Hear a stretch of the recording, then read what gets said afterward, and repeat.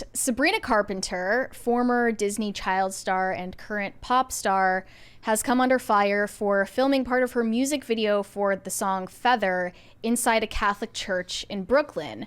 And the Catholic diocese there and the bishop there found out about it after the fact and realized this should have never been approved. And their bishop, Robert Brennan, has put out a statement saying he is appalled at what was filmed at Annunciation of the Blessed Virgin Mary Church in Brooklyn. The parish did not follow diocesan policy regarding the filming on church property, which includes a review of the scenes and script. Parish reports that the production company failed to accurately represent the video content. Bishop Brennan is taking this matter seriously and will be looking into it further. Feel like he's got to get his own spin-off show, Bishop Brennan. It is really gross that the production didn't inform them of what was going to be in the music video. I wonder, are they passing the buck along here, and maybe they just didn't interpret it properly? First of all, who is to blame here? Yeah, I don't actually, like, Mary will perhaps have a different take on this. I didn't find it to be that... it could have been so much worse. Based on like how it was described to me, I was like expecting some wild, off the wall shit. Well, the rest of the music video that wasn't filmed inside the church was wild and off the wall, and essentially it's the power fantasy of a girl who is 5'1", thinking about how fun it would be to massacre adult men that catcall her and like take pictures of her in an elevator with all of the awful snark, there's blood splatters, the homicidal awful snark. Yeah, she's like covered in blood. She's stepping over men's dead bodies. I don't think we can play clips, but I'm gonna just put some screenshots here of her in the parish. Let me see if I can put it in. Yeah. So she strangles a guy in the video, but none of that took place inside this part. So this in the is church. So this is sacrilegious, but not demonic. Would you say? I mean, is there really a distinction that needs to be drawn between those two things? Yes, to me there, because I don't know what the difference. I assume that there's a difference between demonic and sacrilegious. I think that from the perspective of a Catholic, this is obviously disrespectful to the place that she is in, with the tabernacle right there behind her. That doesn't make it inherently demonic. It just means that you were disrespectful. Okay, sure. Right? Yeah. Well, okay. I'm actually asking, like, is there I don't is there think a fundamental that the message difference? behind the song or behind the video was inherently demonic. But this fan of hers tweeted, "This 30-second clip is the only part of her in the church, and all she's doing is standing and walking in a poofy dress. There is nothing demonic happening at all." And I say that sounds like the words of a true pagan, because obviously if you're not Catholic, you wouldn't understand the importance of anything that goes on inside of a Catholic church. Also, there's a strong, a strong lack of understanding about respect for somebody else's space. Yeah, I mean, do you think Sabrina Carpenter would have dared film a music video inside of a mosque? Yep. No, she would not. And we know the reason why she didn't film a music video inside a Protestant megachurch, because it looks like a shopping mall. She wanted the aesthetics, but she didn't want to respect where they came from. And that's what is scandalous about this. And yeah, the diocese should have known what they were getting into, what they agreed to, but someone didn't do their due diligence, or the production company was lying, or both. You could make the argument that, like, she could have filmed this same scene in a cemetery, which would be less... I don't know if it would be less disrespectful, to be honest, because you're still literally dancing on people's graves. Yeah, unconsecrated ground, right? So, yeah, it's... I was reading through the comments on this just to get, like... Because me, baseline... I'm not religious, so I don't take offense to it. What I take offense to is the idea that you get to tell somebody else what they're offended by when it comes to something like their faith, right? Because like you said, they wouldn't dare do this in a lot of other places, but here in America, the Catholic Church has become a bit of a punching bag for Hollywood in a lot of ways. Which is weird, considering the fact that this country doesn't have Catholic roots. Yeah. It has Puritan roots. And a lot of the comments were agreeing with you, and that was like, I think I saw a couple that said, look, it's not demonic, but it's definitely disrespectful to the place that they're in. Because when people think of demonic, they think of some ritual with devil horns and dancing Something Madonna around. would do. Yes. Yeah. Even Madonna's stage name is sacrilegious. Yeah. But that's her actual name. Wait, really? Like legally she changed it? No, I think that's the name her parents gave her. That's wild. Yeah. I didn't know that. But Madonna has... Oh, maybe she changed it to it. Yeah, I would assume she changed it. I don't think that's her real name. But back when Madonna was cool, making fun of the Catholic Church or adopting Catholic aesthetics in a sacrilegious way was still considered edgy, and that was new territory for art back then. So at least she got a pass. But now I don't understand what new ground you are traversing here. Like, this isn't new. Also, I wonder if the church just allowed it because the church seems to be desperate for the approval of the mainstream these days, right? They're just like, oh, we didn't know. Yeah. I could buy both of those stories if the production company came to me and said, we gave them the outline, because what's the outline going to say? She danced a jig next to some coffins, right? What it looks like visually and what it looks like on paper are two different things. So it's possible the dude just doesn't really have a great visual acuity, and he didn't know what that means. So I would buy if they said, look, we went to the church, we gave them this idea, and the church, in need of good publicity and the desire to fit in with modern culture, approved it. But I could also buy that, which is a misguided choice, obviously. But I could also buy that they came up in the production company said, oh, she'll be this, and this, and they softened the language to what it was actually going to be on screen. Yeah. What I wonder is why the hell they can't just create their own site. I mean, I know it would be difficult to do, but they could have built this in studio ground and done their own. Yeah, it would have I think aesthetically, it would have made more sense for them to build like a gaudy Catholic Church facsimile on a set before going on location to do that. Because I'm sure if I had to choose between the two, Sabrina Carpenter dresses in a poofy dress and dances around a fake church or a real church, I would choose the fake church. Yeah. Any day. But either way, it's like, this artistic decision is uninteresting. It's not adventurous. It's not edgy. It's nothing that we haven't seen before for decades and decades before this. It's embarrassing that she made this choice in general. I didn't look at that video and see a girl who knowingly was trying to disrespect the Catholic Church. I saw somebody that was making a video that on the whole was the type of snarky that's just annoying. The real issue with the video is that she is glamorizing violence against men, which Megan Thee Stallion just did.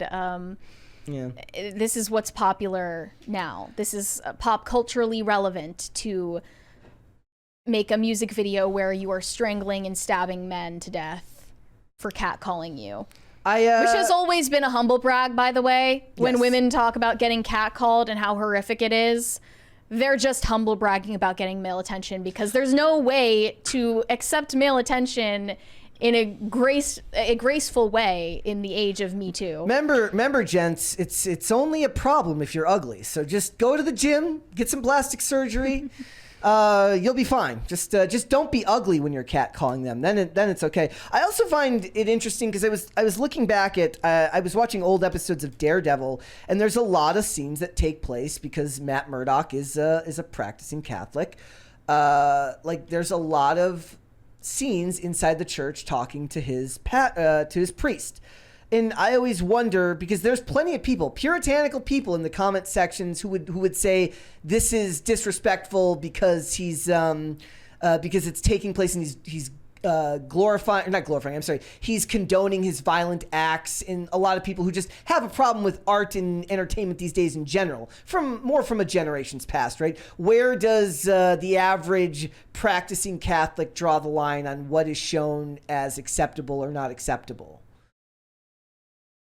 a practicing Catholic. Like, well, yeah, like if you're a practicing Catholic, What and is you're the question again? and you're watching. No, it's open ended. I'm saying, like, I wonder how practicing Catholics who take their faith very seriously, when constantly confronted by scenes that seem to make a mockery of the church, which does happen on a very regular basis, or at the very least, oversimplifies the way they see the world.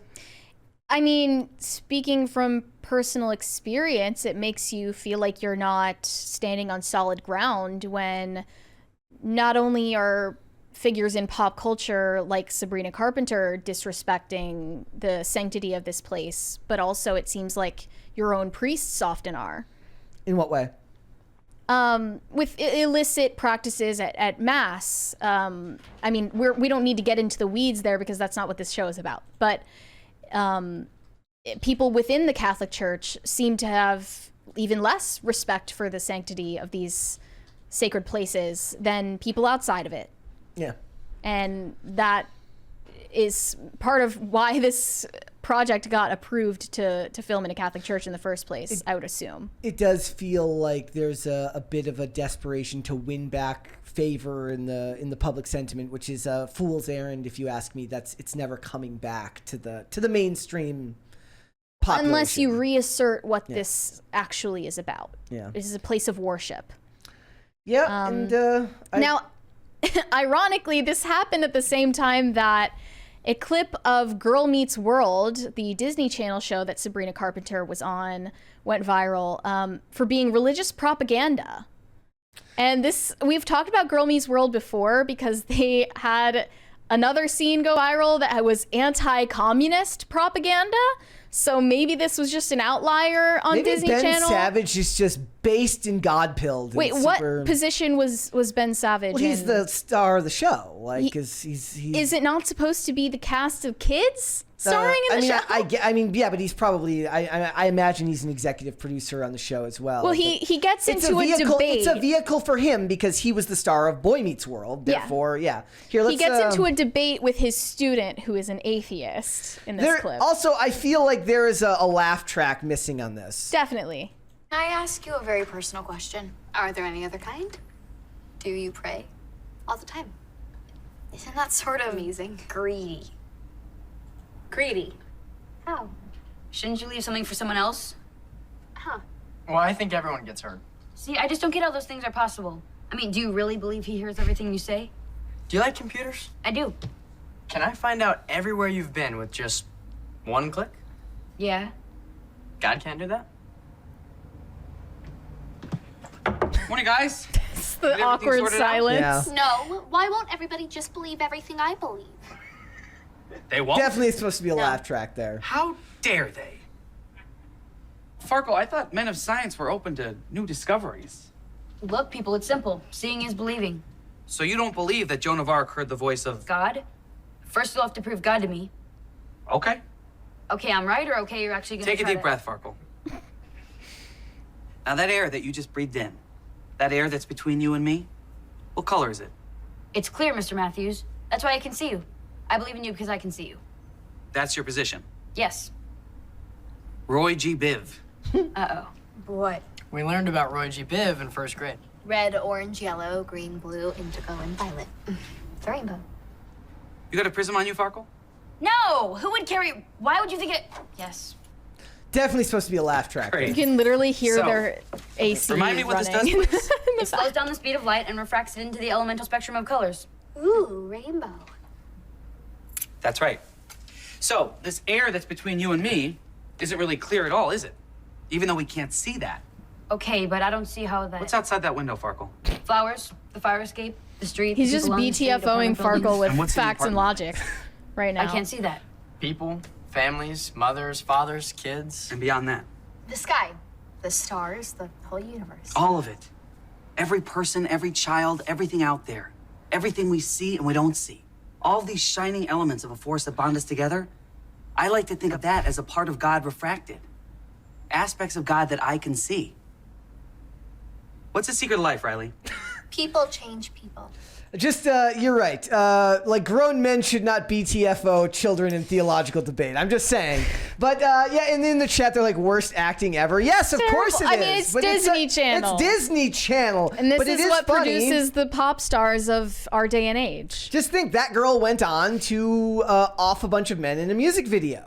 And dance around in a Catholic church. Exactly. So in the chat, definitely not a Fed says, why are they bullying the clearly autistic kid? I know, right? Like, that was another point of contention with Girl Meets World, is that character clearly is supposed to be autistic, and they constantly like make jabs at him. I think that there's a storyline about it in the show. There was, yeah. And it was really poorly done. Gabby Hayes says, I'm gonna throw up.